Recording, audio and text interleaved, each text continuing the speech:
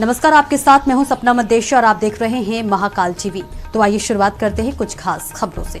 राहुल गांधी की न्याय यात्रा में हुआ बदलाव। सांसद सोनिया गांधी के संसदीय क्षेत्र रायबरेली में 20 फरवरी को 2 बजे के बाद पहुंचेंगी रायबरेली। न्याय यात्रा रायबरेली पहुंचने से पहले मानहानि के मामले में वारंट जारी होने की वजह से सुल्तानपुर सत्र न्यायालय जाएंगे राहुल गांधी।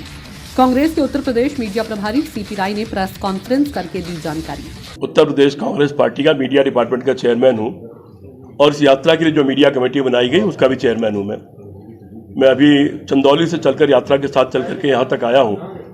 अभी पीछे संगीपुर में यात्रा रुकी हुई थी, जहाँ हमारे राष्ट्रीय चेयरमैन जयराम रमेश की प्रेस वार्ता थी। उसके पहले लालगंज में सभा थी, विशाल जनसभा हुई है। खैर, मैं मुद्दे पर आता हूँ। राहुल जी न्याय यात्रा लेके चले हैं। पहले भारत जोड़ो यात्रा थी, भारत जोड़ो न्याय यात्रा है। तमाम तरह का अन्याय देश में है, उस अन्याय के खिलाफ लड़ने की यात्रा है। संविधान और लोकतंत्र बचाने की यात्रा है।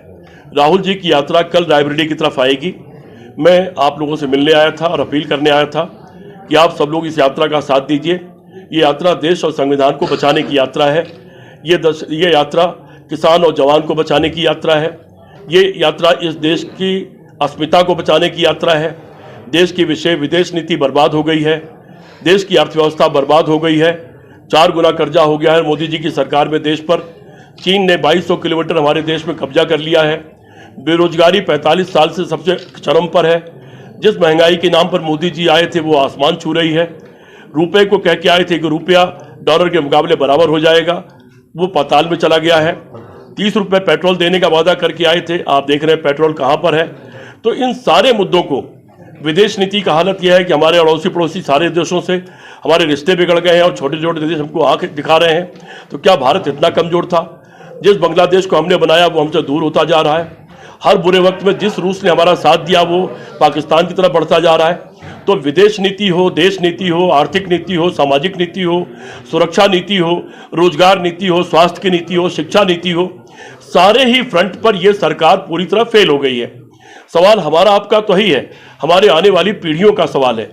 अगर आज जीडीपी का 85% देश पर कर्जा है। हमारा जब कोई बच्चा पैदा होता है करीब 1.5 लाख कर्जा लेके पैदा होता है। इससे थोड़ा ही ज्यादा कर्जा हो जाने पर श्रीलंका में दिवालियेपन के कगार पहुंच गया श्रीलंका, और आपने देखा कि वहां क्या हुआ। हमको इस देश को सारे हालात से बचाना है। हमारी आपकी जिम्मेदारी है कि हम आप मिलकर के अपनी अपनी भूमिका अदा करें। मैं आपसे अपील करने आया हूं कि राहुल गांधी जी की यात्रा में साथ दीजिए। कल राहुल गांधी जी की यात्रा थोड़ी सी स्थगित करनी पड़ी थोड़ी देर के लिए सुबह, क्योंकि उनके ऊपर कोई 2018 में किसी ने केस कर दिया था, जिसमें कल उनको अदालत में पेश होना है सुल्तानपुर में।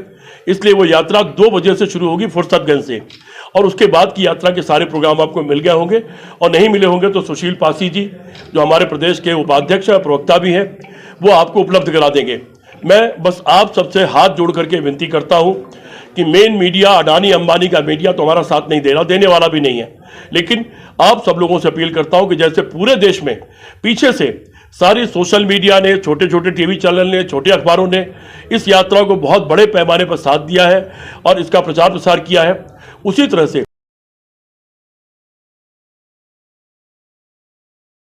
फिलहाल के लिए इस खबर में इतना ही। देश और दुनिया की तमाम बड़ी खबरों को देखने के लिए देखते रहें महाकाल टीवी।